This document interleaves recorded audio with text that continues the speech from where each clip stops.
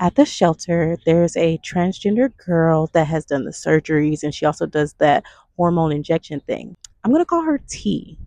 And our first conversation was her cussing me out because we had never before had a conversation. One of the reasons being that she has a girlfriend that's angrily possessive of her anytime I go in the same area as them. But I'm okay with that. I tend to be pretty quiet in large crowds. Like I tend to like sit back and observe people based off of their actions, discernment, and body language before I give anybody my company. I've also come to notice through past events and discernment that people in this community tend to think that they are attracted to me when they're really just attracted to the light or God that's working through me. The reason why they're seeking that from me is because God has put a certain level of emptiness in their heart to let them know that they are far from Him.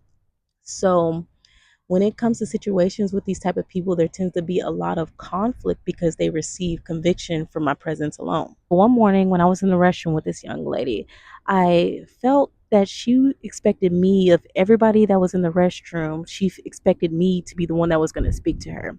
And so when I didn't, she started doing these affirmations where she was like, I'm enough. I'm a good person. I'm here and I'm okay. Like she started doing affirmations like that. Just a disclaimer, you guys, my nose is messed up because they got me, my allergies acting up at the shelter. And if I just blow my nose about 3 times, it just scars up. So that is what it is. But yeah, the next time I see this young lady, she's in the restroom with her girlfriend. I'm going to call her girlfriend Angry because I just don't want to say that. And so Angry's in the restroom getting her hair done and she's just sitting in there with her. And when I come in, get in the mirror next to them, T starts going into a passive aggressive spiel talking about how people in the shelter don't accept her as a man living in the women's dorms and how it's not okay.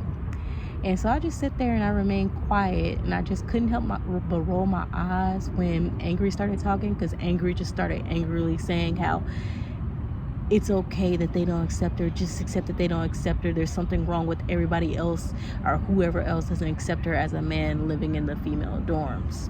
However, after that day, I came to the conclusion that she believed that I had a problem with her because I was quiet, even though I do that with most people. I don't just put myself around just anybody. That's how I am. It's just really crazy to me, the entitlement these people have, or they think that they have, over my life. As a follower of Christ, we're called not to befriend anyone living in sin, 1 Corinthians 5:11. And to be completely honest, people in this community are not ready to accept our kind of love. It's best to love them from a distance because our love is genuinely kind and it's wrapped in truth.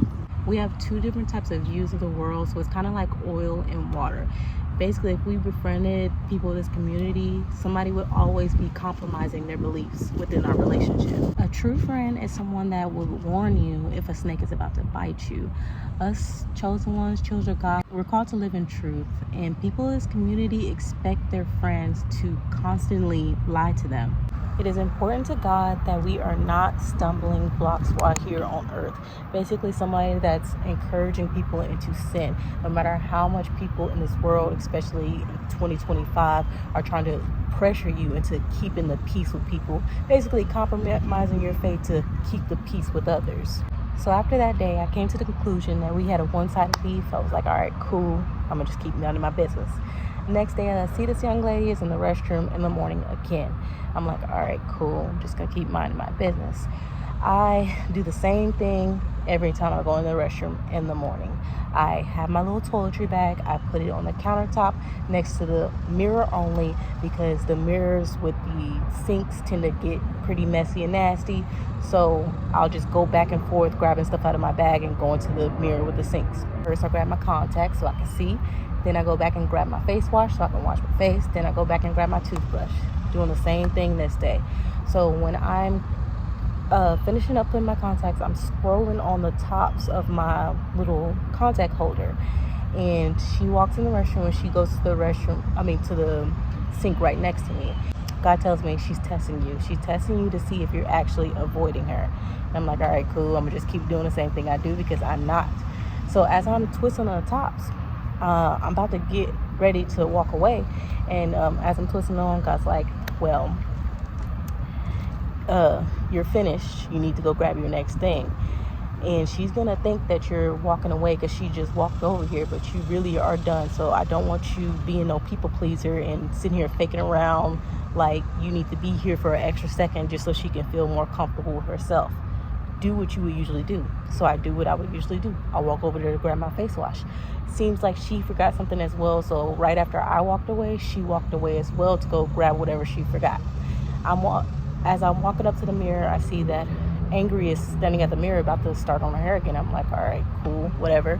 I grab my face wash, start walking back over to the sink. I wash my face. After I wash my face, I start walking back to my backpack. As I'm walking to my backpack, she's walking back to her sink. And when she gets to her sink, she starts complaining. When she starts complaining, Angry comes over there to consult her and ask her what's going on. I grab my toothbrush and I walk back over to the sink. I actually was about to walk back to the sink that was right next to her and really try to make it obvious like I'm coming right next to you. Look, I'm not avoiding you, but Angry was standing right in front of the sink that I was at, so I couldn't stand right there. And it was just like something in my head too. God was just like, see, you're about to people please again. You don't gotta do that.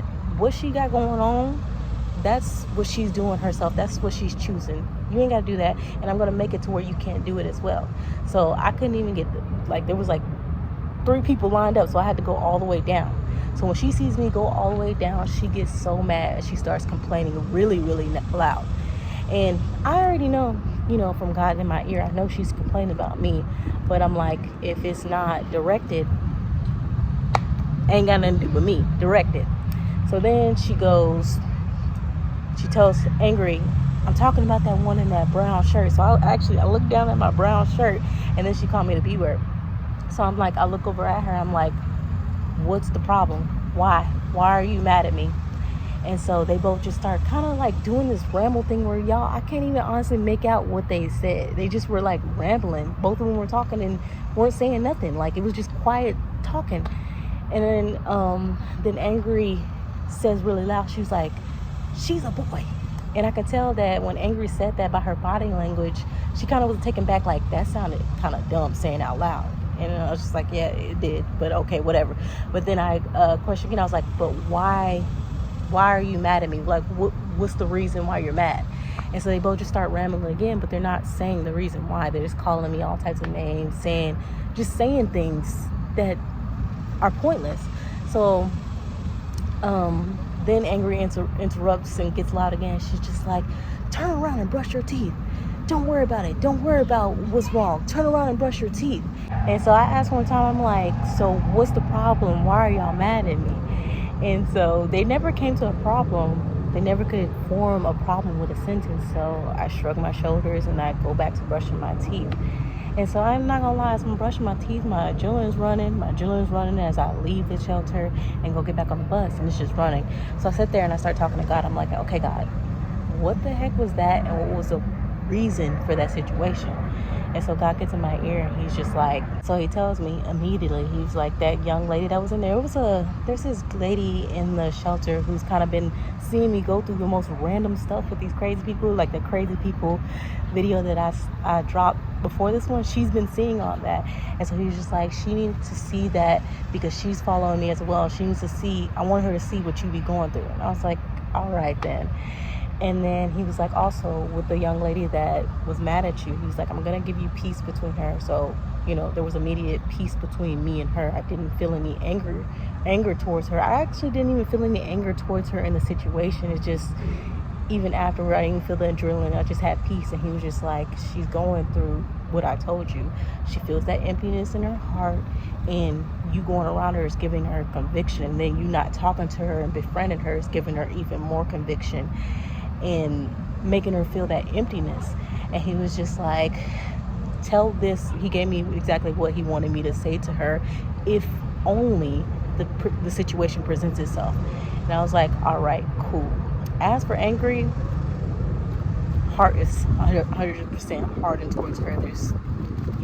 But I don't know. I just feel like with the situation with T, there's probably something that he's working on with her, that a conversation with me where I don't need to go into the conversation with pride, with anger, with resistance.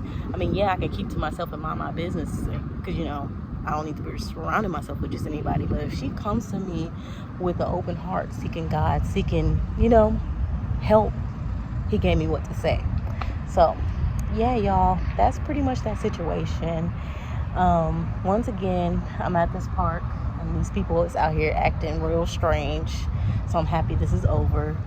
But yeah, y'all, if y'all see me moving from one situation to another, it's because somebody is real life out here acting weird and trying to act like they're not acting weird, y'all. But yeah, y'all, that's all I have to say for today. Thank you so much for watching this video, and I'll see you guys in the next one.